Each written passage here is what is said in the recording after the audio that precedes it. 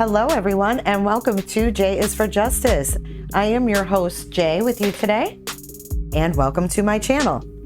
If you like what you see here today, please consider subscribing. And if you could give this video a thumbs up, that is always greatly appreciated. The live guest on a podcast called J is for Justice. I think they're just hopeful that she returns no matter what. Oh my God, that's Megan's house. Oh my God. Oh my God. And then, wait a second, you guys. We have breaking news. All of a sudden in the chat, there was breaking news that there was a raid going on in Houston, Texas. It may be connected to a high-profile case. That's her best friend. She would not be there. Hey guys, so I've done something a little different, and it was kind of by accident, but I noticed if I slow down the body cam video that you notice a lot more details. A viewer actually picked up a detail from my last video that I wanted to share with you guys first. And then I want to kind of analyze some parts of the body cam in slow-mo. Not that there's anything necessarily groundbreaking, but being that we have analyzed this case over and over, a lot of this video moves so quickly that you really can't see what's going on in the house, what's in the house, movements that people made, movements that Chris made. I found it interesting, so I wanted to share it with you guys. And let me know if you find this interesting, if you see anything that we might want to review and discuss. If you see something that you've never seen before, please let me know in the comments below, because this leads to really good discussion on this case. Okay, so here I have started at the point where Chris pulls up in his truck from work, and you can clearly see that the officer, Nicole Atkinson, and her son, Nicholas, and her daughter are waiting anxiously for Chris. Nicole has Sandy Ruchek on the phone. So here comes Chris, and this is a point where one of my viewers picked up. Okay, so let's pause right there. And let's take a look at Chris's shirt here, okay? So what I'm going to do is I'm going to kind of zoom in on that spot. You look at his right chest, and you see an outline of something. Okay, so while we pause at that spot, you can see an outline of something on his shirt. Now, this viewer that commented on this, she thought it looked like it could be Shanann's phone under there. So I was really racking my brain. I'm like, how could he have something like a phone possibly strapped to him under that shirt? And then it dawned on me, if you guys remember, on the porch interview, his waist looks really distorted and weird. And then when he gets arrested and he is shirtless and they take his picture, his abdomen looks squished in. It looks wrinkled, like creases in it. I believe that Chris was wearing a waist trainer. And that could very well be Shanann's phone shoved in his waist trainer under his shirt. What do you guys think? So now, I know this is slow moving, but now we see Chris going into the garage. And this is where we have always wondered, why did he go in the Lexus for? Something Shanann's ring might have been in the cup holder or on the passenger seat or on the passenger floor. We will see right here in slow motion. We know that Chris got something very small out of the car, because when I zoom in, and you'll see whatever it is that he picks up, drops, and then picks up again, you can see his arm extended out. Whatever's in his right hand, all he does is close his palm on it, or he wraps his fingers around it and closes his palm. So it's something that could fit into the palm of Chris's hand. And then that's when he turns away from the officer and continues making his way inside to do whatever it was that he did. Now, did he take that ring right upstairs and put it on the nightstand? And the phone, did he put the phone on the couch? Or did he do something else? Did he go downstairs? We know that when he walks in, he does go down in the basement first thing after letting everybody in. So my theory is that maybe he went upstairs and planted the ring and the phone, let them in, and then once they came in and they were busy with the upstairs of the house, the main floor, he decided to make a break to the basement to check on something. So another interesting detail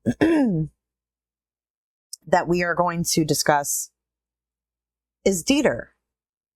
We all saw Dieter bark, bark, bark, bark, bark the entire time they were searching.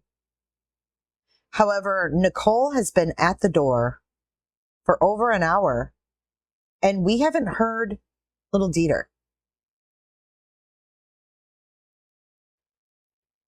And now they're entering. So Chris has finally let them in. And that was about 1 minute and 15 seconds that passed between the time he went in the garage door and went inside and let them in the front door. And this part is where I can see Nicole kind of goes into panic mode.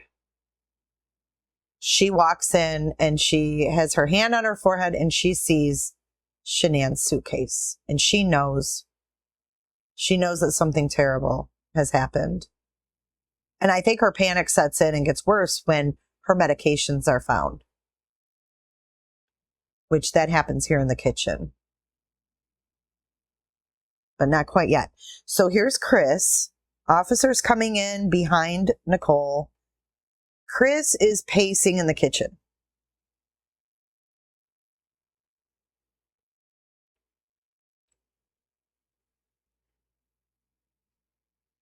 And now he's deciding, I'm going to go down in the basement. Nicole's dumbfounded. She's still talking to Shanann's mother. They don't know what the hell's going on. Chris is going downstairs into the basement. And now we hear Dieter. But why was Dieter so quiet before? She checked upstairs. She's not there. I just want to make sure she's not passed out somewhere. Is she diabetic?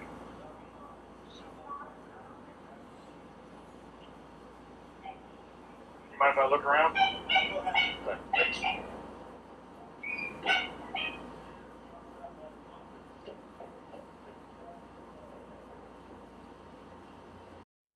All right, so Chris has gone downstairs to do whatever it is that he's doing down there.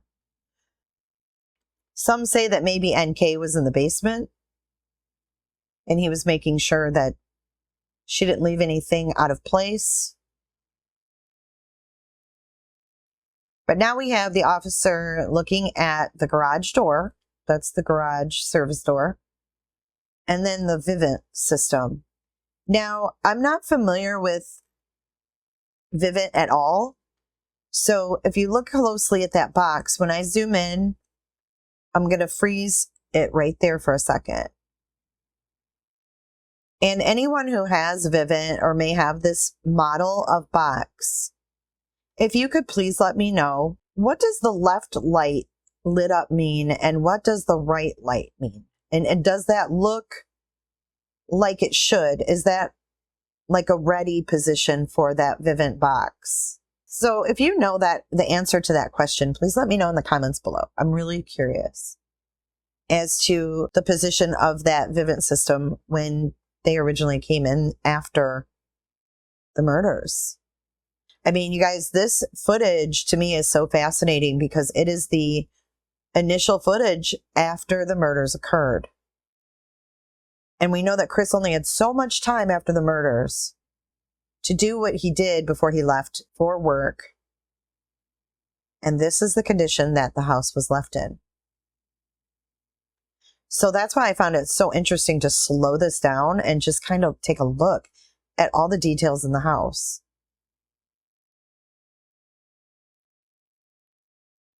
And now you're going to get a tour down into the Watts basement, the infamous basement. As the officer is going downstairs, and he's going to take a look around down there, and we'll be able to see a little bit more detail of what is down there exactly. And I'm just going to let this play, and you guys take a look and see if there's anything interesting that you would like to point out in this basement.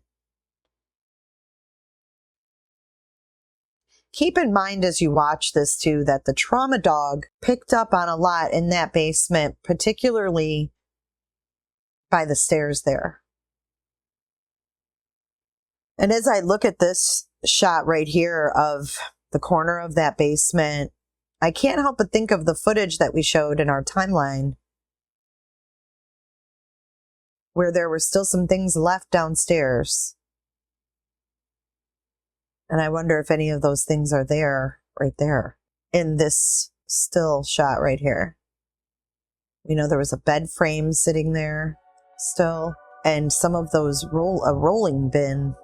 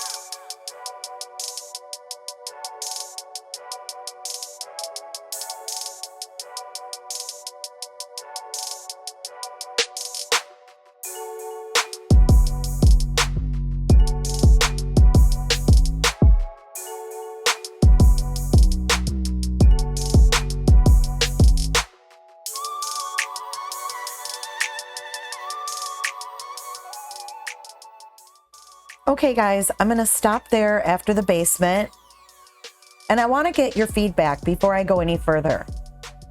I would like to slow down some other clips of the body cam in order to take a closer look. If you'd like to see that, let me know that also in the comments below. Thank you so much for watching today, you guys. And for all things J is for Justice, go to www.jisforjustice.com.